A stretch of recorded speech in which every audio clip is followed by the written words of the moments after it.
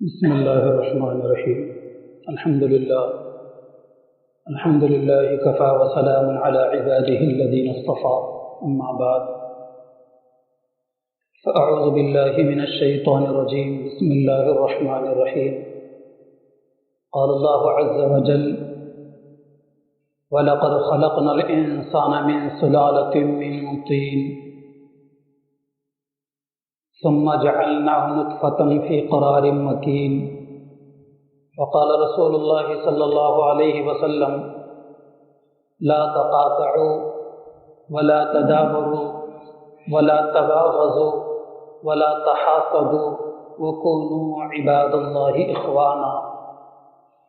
قابل احترام دینی بھائی اور عزیز ہو، سورہ مؤمنون کی دو آیتیں میں نے تلاوت کی ہیں. اللہ تعالیٰ نے اس آیت مبارکہ میں تخلیق آدم اور تخلیق اولاد آدم کو اس میں بیان فرمایا ہے. یعنی آدم علیہ السلام کی پیدائش کیسے ہوئی اور اولاد آدم کی پیدائش کیسے ہوتی ہے، اس کی منظر کشی اللہ تعالیٰ نے اس آیت مبارکہ میں فرمائی ہے. تو قرآن مجید میں ہے، اللہ تعالیٰ فرماتے ہیں کہ ہم نے ایک منتخب مٹی سے آدم علیہ السلام کو پیدا کیا اور اس میں 4 چیزیں شامل تھیں. 4 چیزوں سے خمیر بنا ہے حضرت آدم علیہ السلام کا، جس کو عناصر اربعہ کہا جاتا ہے. کون سی وہ 4 چیزیں ہیں جنہیں عناصر اربعہ کہا جاتا ہے؟ ایک تو ہے مٹی، دوسرا ہے ہوا، تیسرا ہے پانی اور چوتھا ہے آگ. یہ 4 چیزیں جب ایک جگہ جمع ہو جاتی ہیں تو پھر ان 4 چیزوں کو الگ نہیں کیا جا سکتا. اگر 4 میں سے کسی ایک کو الگ کرنے کی کوشش کریں گے تو موت واقع ہو جاتی ہے. ماں باپ کے ملاقات کے ذریعے سے انسان پیدا ہوتا ہے، اسی طریقے سے اللہ تبارک و تعالیٰ بغیر ماں کے بھی، بغیر باپ کے بھی اور بغیر ماں باپ کے بھی انسان کو پیدا کر سکتے ہیں، جیسے کہ پہلے کیا ہے. بغیر ماں باپ کے اللہ تعالیٰ نے حضرت آدم علیہ السلام کو پیدا کیا. نہ آدم علیہ السلام کی کوئی ماں ہے نہ آپ کا کوئی باپ ہے. جب اللہ تعالیٰ نے حضرت آدم علیہ السلام کو جنت میں داخل کیا، طرح طرح کی نعمتیں تھیں وہاں پر، کسی نعمت کی کوئی کمی نہیں تھی. لیکن ظاہر بات ہے کہ ہزاروں قسم کی نعمتیں ہوں، لیکن بیوی اگر نہ ہو تو پھر وہ سکون نہیں مل سکتا جو ایک شادی شدہ کو زندگی میں بیوی سے سکون حاصل ہوتا ہے. اللہ تبارک و تعالیٰ حضرت آدم علیہ السلام کے دلی سکون کے لیے اللہ پاک نے حضرت حوا کو پیدا کیا. اور کیسے پیدا کیا؟ براہ راست آدم علیہ السلام ہی کے ذات سے ان کو پیدا کیا. پھر اللہ تعالیٰ نے حضرت حوا کا نکاح باضابطہ آدم علیہ السلام سے کر دیا. اور تیسرے ہے کہ اللہ تعالیٰ بغیر باپ کے بھی پیدا کر سکتے ہیں، جیسے کہ حضرت عیسیٰ علیہ السلام کو بی بی مریم سے بغیر باپ کے، مریم کا کوئی نکاح نہیں ہوا، ان کا کوئی شوہر نہیں ہے، اللہ تعالیٰ نے حضرت عیسیٰ علیہ السلام کو بغیر باپ کے پیدا فرمایا. اور چوتھے یہ ہے کہ میاں بیوی کی ملاقات سے بچے دنیا میں وجود پاتے ہیں اور بچے پیدا ہوتے ہیں. ایک سلسلہ ہے قیامت تک چلے گا. جب اللہ تبارک و تعالیٰ کسی انسان کو پیدا کرنے کا ارادہ فرماتے ہیں تو حدیث مبارکہ میں ہے کہ نطفہ، ایک منی کا ناپاک قطرہ، کہ اس پر 4 دور گزارتے ہیں کہ جوں کا تو منی کا قطرہ بچے دانے کے تک 40 دن تک رہتا ہے. پھر 40 دن کے بعد وہ ایک جمع ہوا خون بن جاتا ہے. جمع ہوا خون 40 دن تک رہتا ہے. یہ دوسرا مرحلہ. اور تیسرا مرحلہ یہ ہے کہ جنہیں وہ خون سے پھر ایک گوشت کا لوتھڑا بن جاتا ہے. یہ تیسرا دور ہوتا ہے اس کا. اور تیسرا دور ختم ہونے کے بعد چوتھا دور یہ ہے کہ اسی گوشت کے لوتھڑے میں سے ہڈیاں پیدا ہو جاتی ہیں. ثم خلقنا المضغة عظاما کہ ہم اسی گوشت کے لوتھڑے کے اندر سے ہڈیاں پیدا کرتے ہیں. اللہ تعالیٰ آگے فرماتے ہیں فَكَسَوْنَا الْعِظَامَ لَحْمًا پھر انہی ہڈیوں کے اوپر ہم گوشت چڑھاتے ہیں. ان ہڈیوں کے اوپر اللہ تبارک و تعالیٰ گوشت چڑھاتے ہیں. ثُمَّ أَنشَأْنَا خَلْقًا آخر پھر ان 4 دور سے گزارنے کے بعد پھر ایک دوسری مخلوق خوبصورت انسان وجود میں آتا ہے.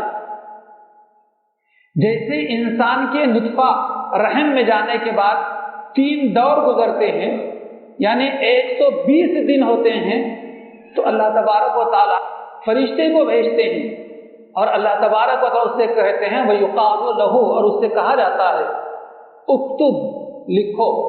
تو فرشتہ 4 چیزیں لکھتا ہے. یعنی آپ کے میرے پیدا ہونے سے پہلے جب ہمارے نطفہ قرار پانے کے بعد 120 دن ہو چکے ہوتے ہیں تو اس وقت ہمارے دنیا میں آنے سے پہلے ہی 4 چیزیں ماں کے پیٹ ہی میں لکھی جاتی ہیں. 4 چیزیں. کون سی 4 چیزیں لکھی جاتی ہیں؟ بخاری شریف کی حدیث ہے. آقا دو جہاں علیہ السلام فرماتے ہیں سب سے پہلے جو لکھا جاتا ہے وہ رزقہ، اس کا رزق لکھا جاتا ہے کہ کتنا رزق، کتنا روپیہ پیسہ، کتنی روزی روٹی وہ حاصل کرے گا دنیا کے اندر. طے شدہ ہے آدمی. اور دوسری چیز لکھی جاتی ہے وعجلہ یعنی اس کی عمر لکھی جاتی ہے. ابھی یہ ماں کے پیٹ ہی کے اندر ہے لیکن پیدا ہوگا تو پیدا ہونے کے بعد دنیا میں کتنے سال، کتنے مہینے، کتنے دن، کتنے گھنٹے دنیا میں زندہ رہے گا اس کی دنیا میں آنے سے پہلے لکھ دیا جاتا ہے. وہ اجلہ، اجل کے معنی آتے ہیں عمر کی. اور تیسری چیز لکھی جاتی ہے انسان کی دنیا میں آنے سے پہلے وہ ہے اس کا نیک بخت ہونا یا بدبخت ہونا. انسان نیک بخت ہوگا، شقی او سعید کے الفاظ آئے ہیں کہ انسان نیک بخت ہوگا یا بدبخت ہوگا اس کی دنیا میں آنے سے پہلے ہی لکھ دیا جاتا ہے. اور چوتھی چیز جو لکھی جاتی ہے وہ عملہ، یہ کیسے اعمال کرے گا دنیا میں آنے کے بعد. اہل جنت کیسے اعمال کرے گا یا اہل جہنم جیسے لوگوں کے اعمال کرے گا. یہ 4 چیزیں لکھی جاتی ہیں. نمبر 1 پر اس کی رزق لکھا جاتا ہے، نمبر 2 پر اس کا عمل لکھا جاتا ہے، نمبر 3 پر جو ہے اس کی عمر لکھی جاتی ہے، اور نمبر 4 پر جو ہے اس کا خوش نصیب ہونا، نیک بخت ہونا یا بدبخت ہونا. یہ 4 چیزیں لکھی جاتی ہیں. جیسے یہ 4 چیزیں لکھی جاتی ہیں تو بعض حدیثوں میں یہ بھی ہے کہ اس حمل کو جس پر 120 دن گزر چکے ہیں 3 مراحل سے اسے گزارا جا چکا ہے، اب یہ لڑکا ہو یا لڑکی ہے تو اللہ تبارک و تعالیٰ کی طرف سے فیصلہ اسی وقت ہوتا ہے جب 120 دن مکمل ہو چکے ہوتے ہیں. تو اس کو لڑکا کرنا ہوتا ہے اس حمل کو یا لڑکی کرنا ہوتا ہے، وہ اللہ تبارک و تعالیٰ کی جانب سے طے کر دیا جاتا ہے. پھر اس بچے میں ثم ينفخ فيه الروح، پھر اس حمل کے اندر جو ہے اس میں روح ڈالی جاتی ہے، روح پھونک دی جاتی ہے. اب یہاں سے پھر تدریجاً اس کا اگلا مرحلہ پورا ہوتا ہے. فتبارک اللہ احسن الخالقین، قرآن مجید کا اگلا ٹکڑا ہے. اللہ تعالیٰ فرماتے ہیں کیا ہی بابرکت ہے اللہ تعالیٰ کی ذات جو بہترین خوبصورت ڈھانچے میں انسان کو پیدا کرتی ہے. اللہ تعالیٰ نے 18,000 مخلوقات کو دنیا میں پیدا فرمایا ہے. 18,000 مخلوقیں ہیں اللہ تعالیٰ کی دنیا کے اندر. ان تمام مخلوقات میں سب سے خوبصورت اگر کوئی ہے شکل و شباہت کے اعتبار سے، اس کی بناوٹ کے اعتبار سے، اس کے ڈھانچے کے اعتبار سے پورے 18,000 مخلوقات میں سب سے خوبصورت اگر کوئی ہے تو انسان ہے۔ جب ابو منصور بغداد کا خلیفہ بنا تو اس کے زمانے کے اندر ایک عیسیٰ ابن موسیٰ ہاشمی نام کے صاحب تھے جو اپنی بیوی سے بہت محبت کیا کرتے تھے۔ تفسیر قرطبی میں بھی اور تفسیر معارف القرآن میں بھی، دیگر اور بڑی بڑی کتابوں میں بھی یہ واقعہ لکھا ہوا ہے کہ عیسیٰ ابن موسیٰ ہاشمی اپنے بیوی سے بہت زیادہ محبت کیا کرتے تھے۔ ایک مرتبہ چاندنی رات میں اپنی بیوی کے ساتھ بیٹھے ہوئے تھے، کبھی چاند کو دیکھتے، کبھی اپنی بیوی کو دیکھتے، اور بیوی سے فرط محبت میں بہت زیادہ محبت کے اظہار کے طور پر یہ کہنے لگے، بیگم اگر تم چاند سے زیادہ اگر خوبصورت نہ ہو تو تم کو 3 طلاق ہے۔ ظاہر بات ہے کہ چاند سے خوبصورت کوئی انسان نہیں ہو سکتا۔ ہمیشہ خوبصورتی میں اگر کسی چیز کو پیش کرنا ہوتا ہے تو چاند ہی کو پیش کیا جاتا ہے۔ بڑے بڑے شعراء جب کسی کی خوبصورتی کے منظر کشی کرتے ہیں تو چاند ہی کو سامنے لاتے ہیں۔ عیسیٰ ابن موسیٰ ہاشمی کی بیوی بہت زیادہ جہاں حسین تھی، جمیل تھی، گویا کہ ایک ملکہ تھی وہ، لیکن بہت پڑھی لکھی تھی، قرآن و حدیث کی جاننے والی تھی۔ جیسے ہی شوہر کے زبان سے الفاظ نکلے کہ اگر تم چاند سے زیادہ خوبصورت نہ ہو تو تم کو 3 طلاق، تو اٹھی پردے میں چلی گئی کہ تم تو طلاق دے چکے ہو، اب میں تمہارے لیے حلال نہیں رہی، میں تمہاری بیوی نہیں اور تم میرے شوہر نہیں، اٹھ کر چلی گئی۔ عیسیٰ ابن موسیٰ ہاشمی نے کہنے کو تو الفاظ کہہ دیے کہ اگر تم چاند سے زیادہ خوبصورت نہ ہو تو تمہیں طلاق ہے، جیسے بیوی اٹھ کر پردے میں چلی گئی تو پریشان ہو گئے، یہ کیا غضب ہو گیا، کیسے نامناسب الفاظ میرے زبان سے نکل گئے اور میری بیوی میرے نکاح سے نکل گئی، اتنی خوبصورت بیوی۔ پریشان ہو گئے، بڑی بے چینی میں رات نکالی انہوں نے، بڑی بے چینی سے رات گزاری۔ صبح ہونے کے بعد خلیفہ ابو منصور جو بغداد کا خلیفہ تھا اس کے دربار میں حاضر ہوئے اور حاضر ہو کر کہنے لگے کہ رات میں اس قسم کی گفتگو میں اپنے بیوی سے کر چکا ہوں اور میری بیوی اٹھ کر پردے میں چلی گئی ہے اور اس کا کہنا یہ ہے کہ میں تمہارا شوہر نہیں ہوں اور وہ میری بیوی نہیں ہے، اب مجھے اس کا کوئی حل بتلائیے۔ ظاہر بات ہے کہ کسی شوہر کی زبان سے بیوی کے حق میں اگر 3 طلاق کے الفاظ نکل جائیں، طلاق جو ہے اس کا حل نہیں نکال سکتا۔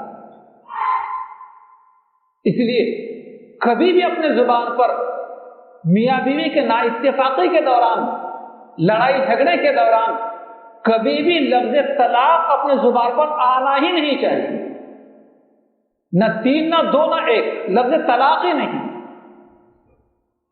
خدا نہ کرے، 1000 مرتبہ خدا نہ کرے، اگر میاں بیوی کو ایسی نا اتفاقی پیدائی ہو جائے اور بار بار پیدائی ہوتی رہتی ہو، جھگڑے ہی ہوتے رہتے ہو، دونوں کا مزاج میل نہیں کھاتا،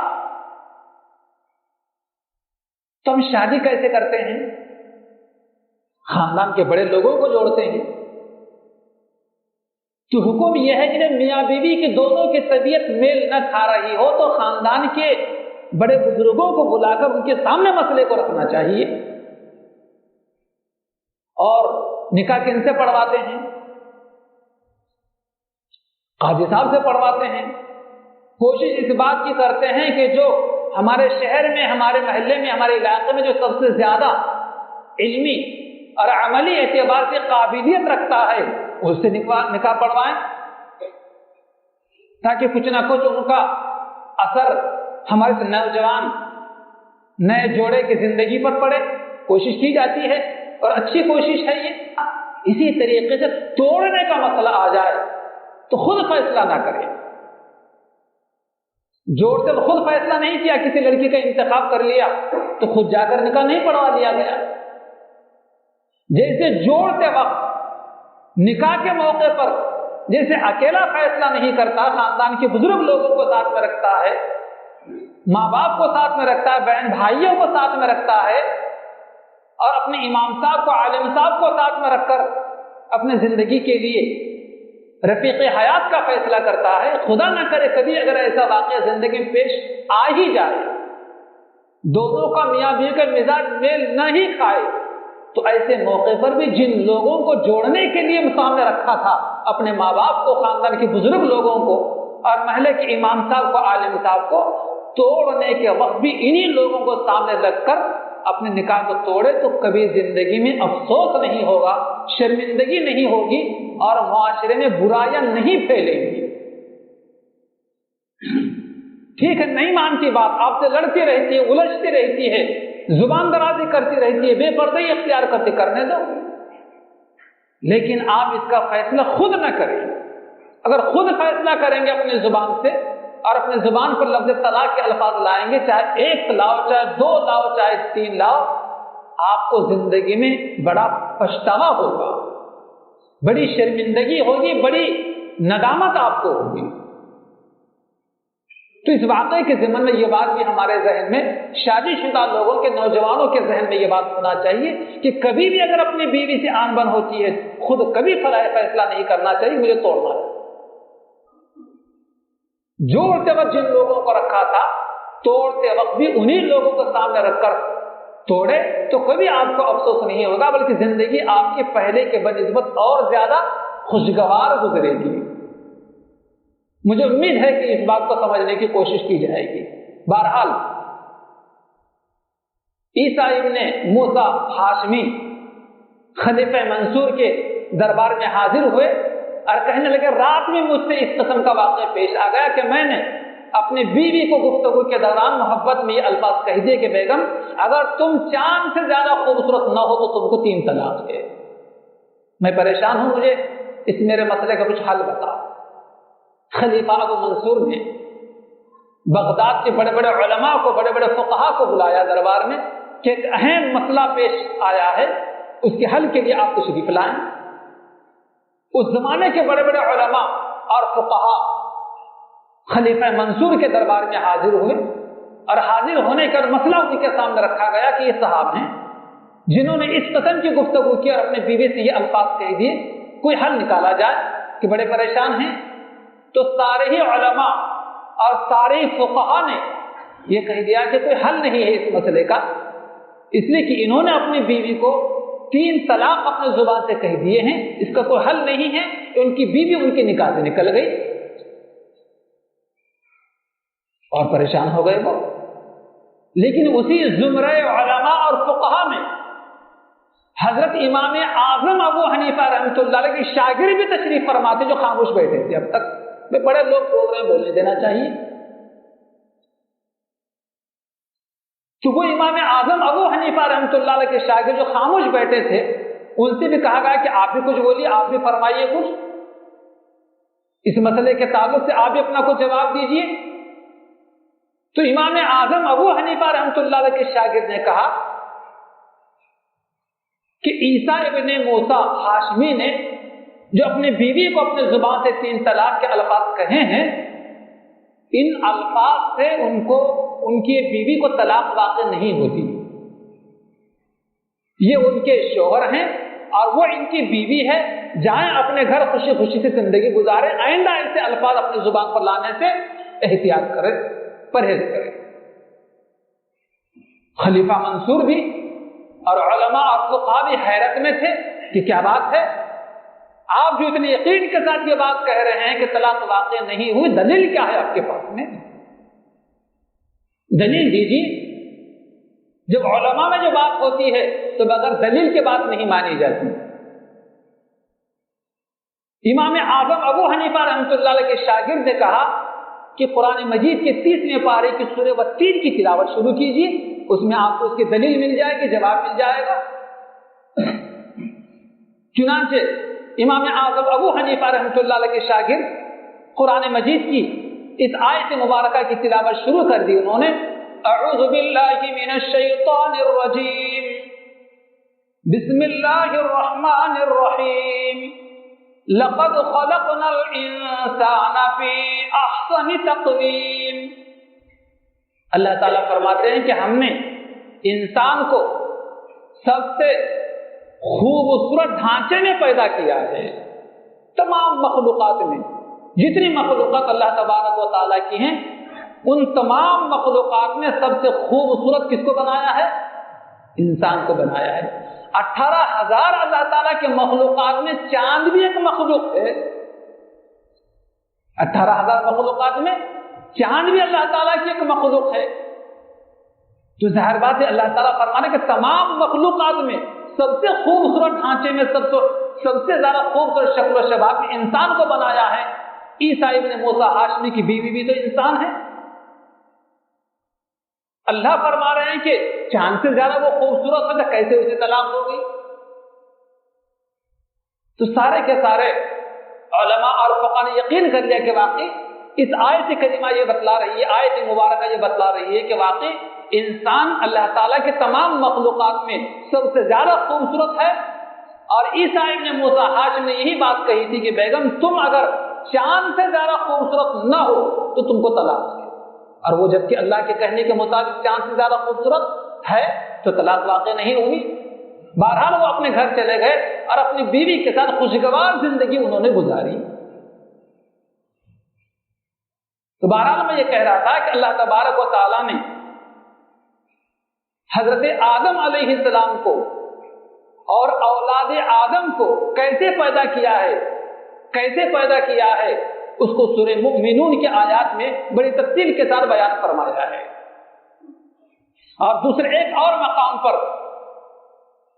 कि औलाद आदम को और हम सब को और रहती दुनिया तक के इंसानों को किस मकसद के लिए पैदा फरमाया है उसको भी कुरान मजीद में बतलाया गया है कि वमा खलक़तुल जिन्ना वल इंसा इल्ला लियअबुदून, कि हमने इंसानों और जिन्नात को अपनी इबादत के लिए पैदा किया है।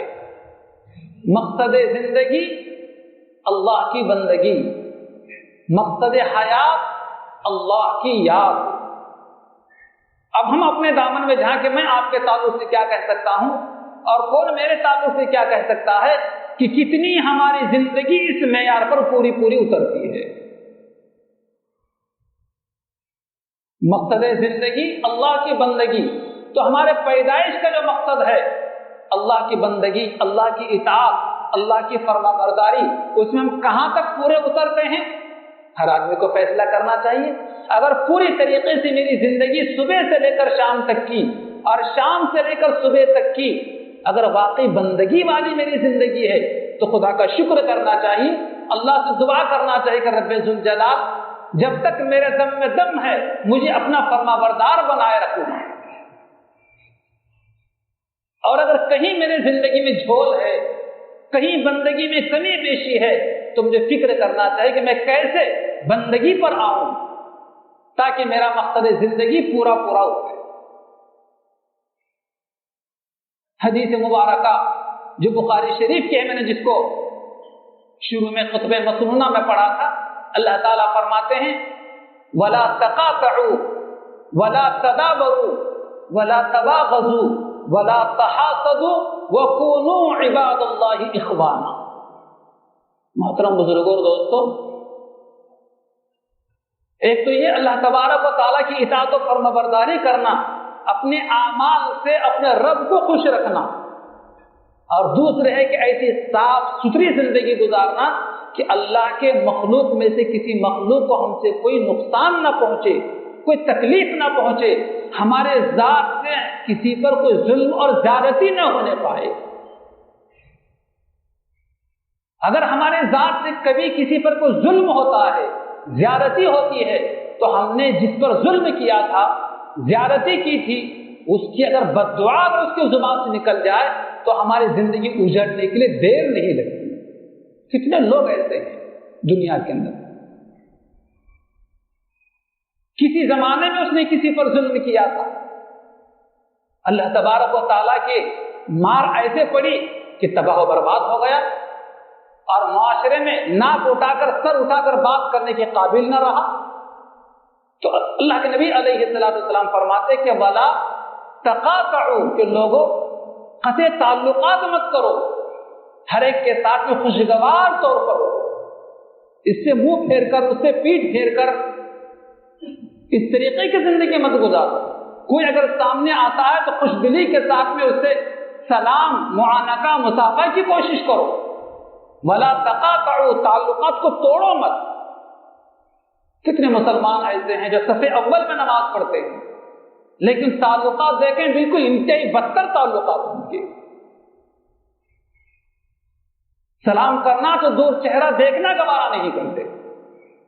مسجد میں کھڑے ہو کر اپنے بھائی کے تعلق سے ایک مرتبہ ایک صاحب نے کہا تھا، میں نے اپنے بڑے بھائی سے کہہ دیا ہے اگر تمہارا انتقال ہوتا ہے تو میں تمہارے جنازے میں نہیں آؤں گا، اور اگر میرا پہلے انتقال ہوتا ہے تو آپ کو اجازت نہیں ہے میرے جنازے میں آنے کی.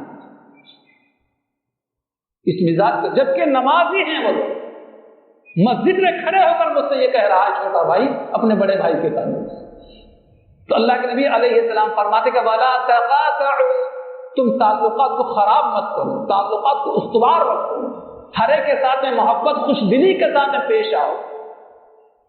ولا تدابروا، ایک دوسرے کے خلاف کسی قسم کی تدبیریں، سازشیں مت کرو کہ اس کے کاروبار ختم ہو جائے، اس کی اولاد بگڑ جائے، اس کی بیوی اس کی نکاح سے نکل جائے، اور اس کی اولاد کو باپ کے تعلق سے ورغلایا جا رہا ہے، اور کسی دکان میں کوئی ملازم کام کرتا ہے تو زیادہ پیسوں کے لالچ دے کر اس ملازم کو اپنے دکان میں لا لیا جا رہا ہے تاکہ اس کی دکان بیٹھ جائے.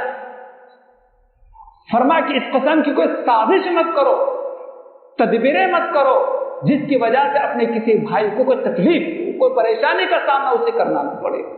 مسلمان ایسی حرکت کرتے ہیں، بیٹے کو باپ سے لڑا دیتے ہیں، بھائیوں کو آپس میں لڑا دیتے ہیں، پڑوسی میں لڑائی جھگڑا پیدا کرا دیتے ہیں. پیغمبر اسلام علیہ السلام فرماتے ہیں مسلمانوں اس سے باز رہو. اور اگلا جملہ اللہ کے نبی علیہ السلام فرماتے ہیں ولا تباغضوا، ایک دوسرے سے بغض و عداوت مت رکھو. اپنے کسی مسلمان بھائی کی دشمنی اور عداوت اپنے سینے میں مت رکھو. وہ سینہ نہیں جس سینے میں کسی کا کینہ بھرا ہوا ہو. اس لیے بھائی بحیثیت مسلمان ہونے کے اپنے سینے میں، اپنے دل میں کسی کا کینہ، بغض و عداوت بھری ہوئی نہیں ہونا چاہیے.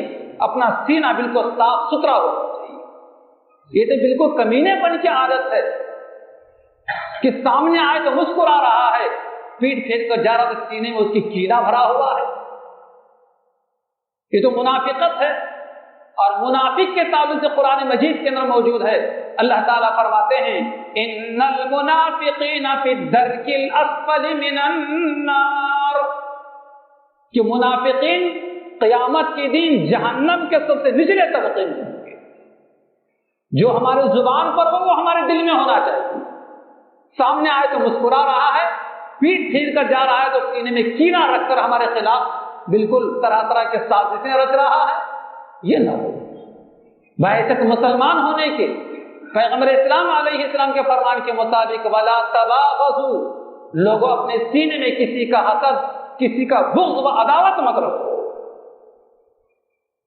اور چوتھی اور آخری چیز پیغمبر اسلام علیہ السلام فرماتے ولا تحاسدوا، کسی سے حسد بھی مت کرو کہ ہم کسی سے جلے نہیں، کوڑے نہیں.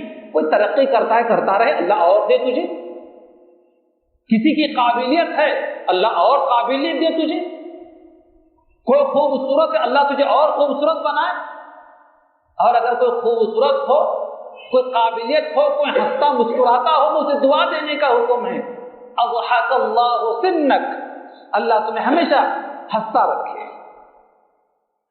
یہ کہ کسی کی ترقی کو دیکھ کر، کسی کے صحت کو دیکھ کر، کسی کے کاروبار کو دیکھ کر، کسی کی گاڑی اور بنگلے کو دیکھ کر حسد پیدا کرنا، پیغمبر اسلام صلی اللہ علیہ وسلم نے رہتی دنیا تک کے مسلمانوں کے سے منع کیا ہے کہ لوگوں ولا تحاسدوا، بحیثیت مسلمان ہونے کے تم کسی سے حسد مت کرو.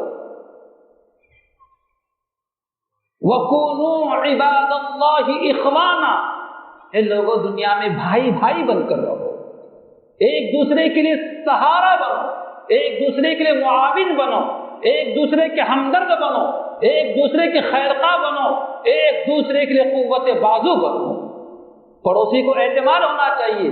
اگر مجھے کوئی تکلیف پیش آتی ہے، مجھے کوئی اگر پریشانی لاحق ہوتی ہے، میں اگر میرے پڑوسی کو آواز دوں تو فوراً حاضر ہو جائے گا، میرا ساتھ دے گا۔ ایک پڑوسی کو دوسرے پڑوسی پر اتنا اعتماد اور بھروسہ ہونا چاہیے۔ وَكُونُوا عِبَادَ اللَّهِ إِخْوَانًا، اے اللہ کے بندو تم آپس میں بھائی بھائی بن کر رہو۔ بہرحال یہ چند باتیں جو میں نے کہی ہیں، اللہ تعالیٰ سے دعا ہے کہ اللہ تعالیٰ ہمیں اپنے مقصد حیات کو اور مقصد زندگی کو سمجھ کر اس کے مطابق زندگی گزارنے کی توفیق عطا فرمائے۔ ہر قسم کی برائیوں سے، گناہوں سے اللہ پاک میرے آپ کے سب کی حفاظت فرمائے۔ آمین۔ وآخر دعوانا ان الحمد للہ رب العالمین۔